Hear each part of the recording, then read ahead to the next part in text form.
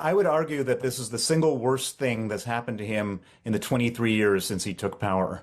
His whole spin, his whole modus operandi is to be to appear to be the toughest, most brutal, and most effective dictator out there. And by being that, by having that perception, people fall into line, people don't challenge him, and he's able to hold on to power.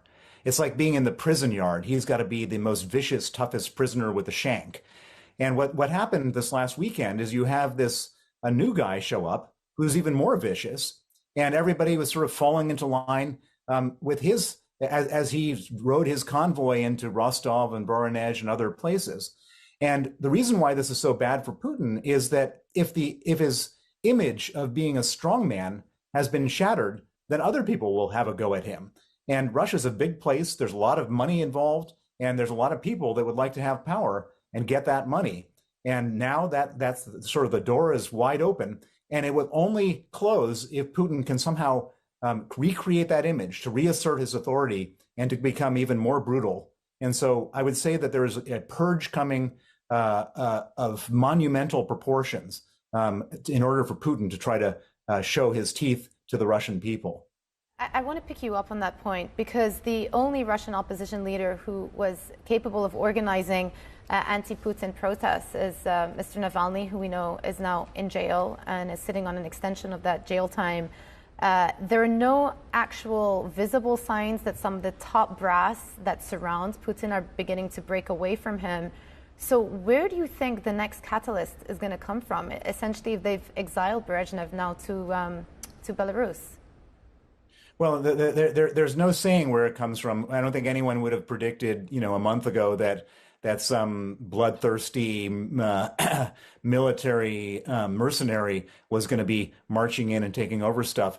What I can say is that there's such an incentive from so many different people to get a piece of the pie, to have power, to get the money that comes with the power, and it's not going to come from the well-respected Democrats like Alexei Navalny or Ilya Yashin or Vladimir Kara-Murza. It's going to come probably from some other warlord or some wannabe warlord.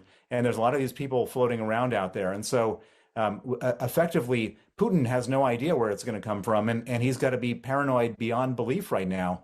And by the way, we've seen this type of thing before. We saw in Turkey, there was an attempted coup in Turkey with Erdogan.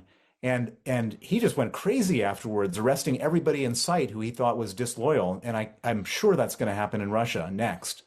Let me just ask you a bit more about this purge that you see, Bill. I saw that you tweeted, I predict Putin will execute an almighty purge that would make Stalin blush. Don't be fooled by the Prigozhin-Putin deal. This is the start of Putin's final downfall, and the emperor is now naked. How do you see this purge ultimately leading to his downfall?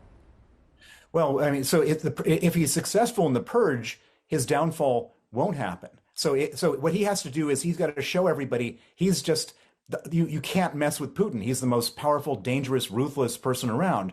And so he's going to try to make everybody think that. And then the question is, does it work? And I don't believe it's going to work. I think that Russia is too big a country. There's too much information. There's just too much stuff going on out there. But that doesn't mean he's not going to try. And if he doesn't succeed, if he goes on a sort of half-hearted purge, or his purge doesn't succeed in making everybody totally scared, then at some point something is going to happen. There's going to be some incident where his power finally does fall, where the momentum builds up.